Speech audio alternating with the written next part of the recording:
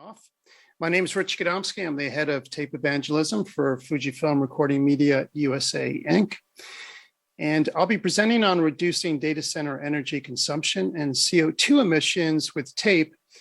And my presentation is a lot less technical than Chris, but feel free to stop and ask any questions.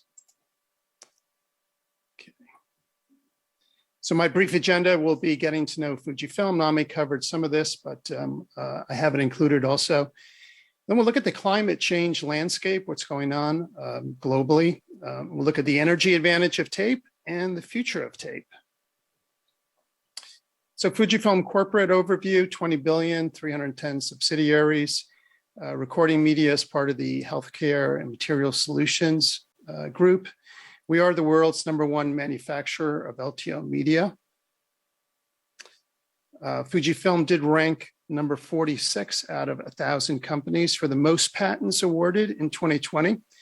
And I like to mention that because a lot of the R&D is reflected in our tape technology, and we have been a leader in developing magnetic particle science for tape recording.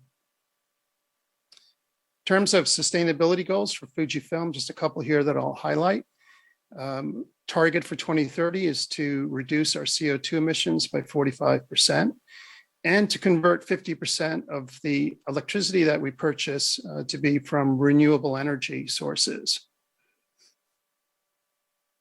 We are committed to sustainability. We have a number of ISO certifications, including ISO 14001. Our manufacturing facilities feature solar energy, LED lighting. We do a lot of recycling. We try to eliminate packaging waste as much as we can. The image in the top right corner here is where we can actually deliver tape to a customer without any paper. No insert cards, no corrugated. It's actually easier for the customer to digest it and unpack it and load it. And it's far more environmentally friendly. And of course, we're manufacturing modern data tape, which is an eco-friendly media, which we'll learn more about shortly.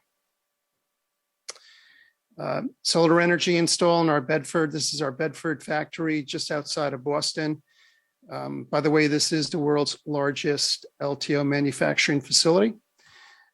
We installed solar there in 2014 and have since reduced to over 2,600 tons of CO2 emissions. Let's look at climate change and global warming. In terms of 2020, it was tied for the hottest year on record, according to NASA.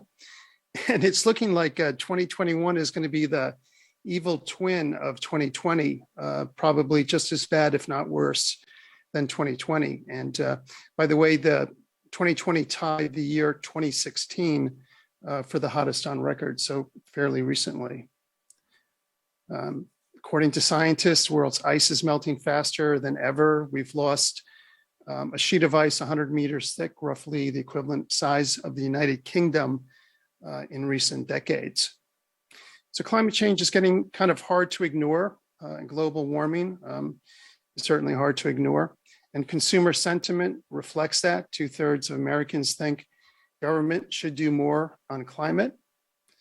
And fortunately, the Biden administration agrees, and they've been taking action, as everybody knows, and certainly racing to assemble new climate change strategies. And change in corporate attitude. Businesses have shifted from resistance to action on climate. There's been a sea change in corporate attitudes. And that's really what's needed, and that's great news. Part of the reason for that, no doubt, is sustainability has hit Wall Street. Investors and asset managers have embraced sustainability factors and metrics as significant drivers in decision-making, capital allocation, and pricing. So it's funny how Wall Street can influence corporate action. Energy consumption in the IT industry. We know that the IT industry is energy intensive and consumes a lot, and storage consumes a lot of energy as well. The green portion down here is the data center energy consumption forecast, certainly increasing along with data growth. Greenpeace, since 2010, they've regularly documented a rising global energy footprint of data centers. Greenpeace has really been an advocate for renewable energy and trying to push, especially the internet giants, into using renewables. And here they're measuring the amount of renewable energy that's used by the data centers in the Northern Virginia Data Center Alley. You can see renewable in green, the rest of the energy from fossil fuels. So my point here is that, yeah, great to implement renewables, but it's not covering all of the data, all of the energy consumption that's required by these companies.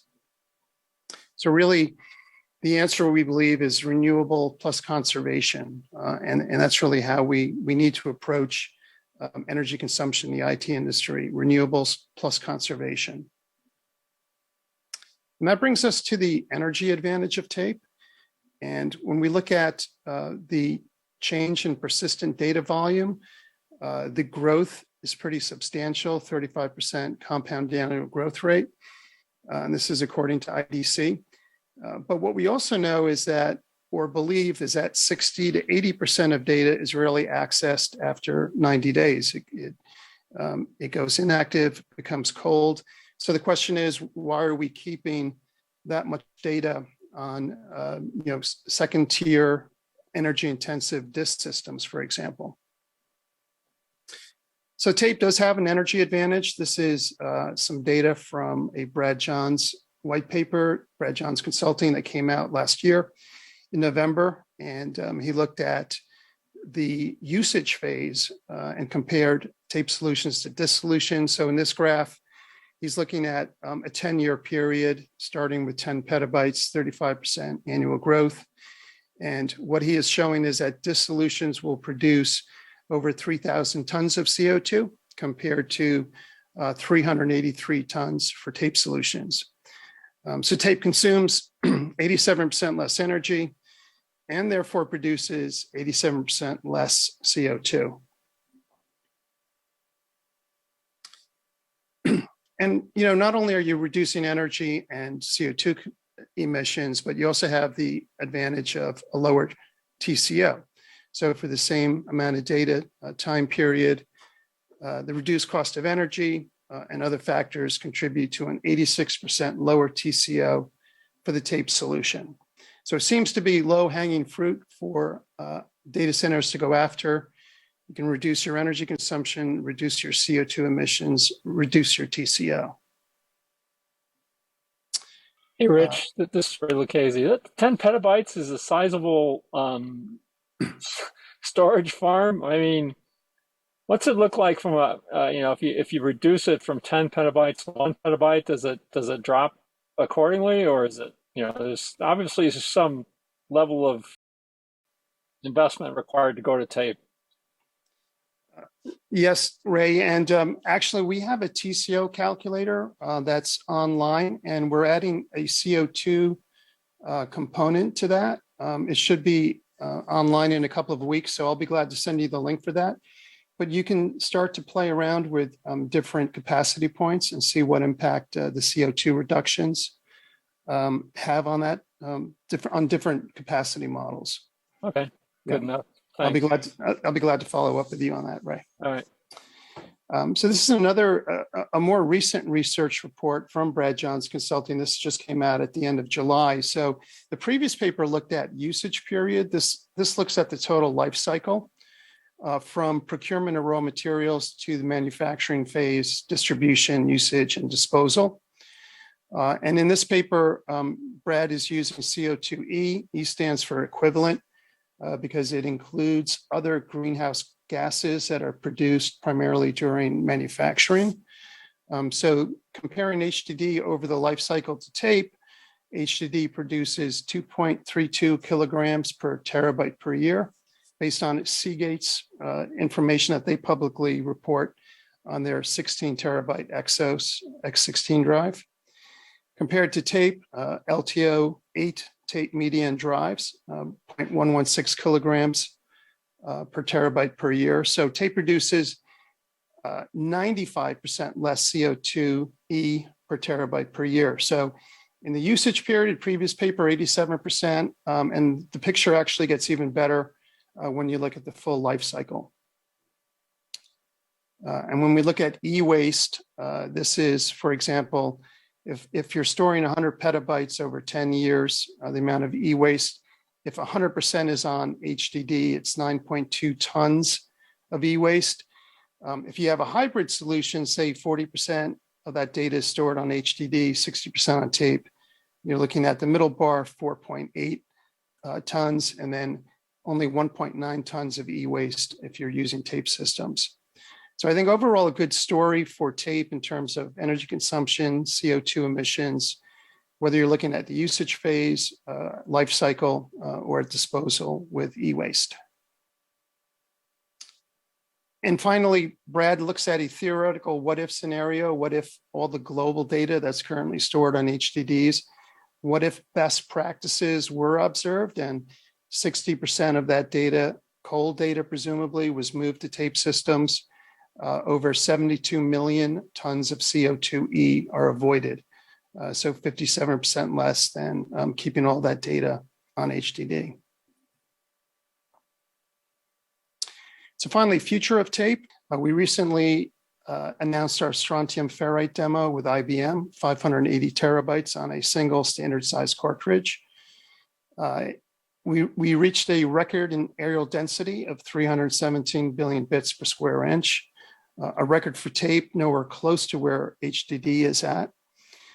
So this new metal particle, strontium ferrite, can be manufactured on existing coating production lines and applied beyond LTO-10. And of course, as tape capacity increases, the CO2 profile will improve. Just to give you a visual, this is magnetic microscopic imagery, 1994. Everybody remembers the DLT days. That's your legacy metal particle on the left. Your barium ferrite, which is a de facto standard that we're currently using, was introduced in 2006. So you can see a much finer, smaller magnetic particle, better magnetic characteristics and legacy metal particle. And then the strontium ferrite on the right, even smaller, higher areal density allowed, therefore higher capacity, and even better magnetic characteristics than what we have in barium ferrite. And beyond barium ferrite and strontium ferrite, we've actually been working with University of Tokyo and Osaka University on what we call epsilon ferrite, which by 2035 could result in the potential for a 1 petabyte or 1,000 terabyte cartridge. That would require a focused millimeter wave assisted magnetic recording mechanism, probably similar if you think of hammer or mammer. That's being used in the HDD world. But the technology roadmap, the metal particle science certainly can be extended beyond barium ferrite and even strontium ferrite. And again, when we look at areal density, the 317 billion bits per square inch is nowhere close to these HDD plots, which are all over 1,000 billion or 1 trillion bits per square inch. So the areal density, the roadmap or the future for areal density development in tape has a long runway ahead of it. So we believe that when we look at the roadmaps, either for LTO or for enterprise tape, that the current magnetic particle technology can fulfill current and future roadmaps. If you look at Gen 12, 144 terabyte, well, we just recently demoed 580 terabytes. So in conclusion, climate change is real, and fortunately, companies are starting to take action. The IT industry is energy intensive, and so is storage.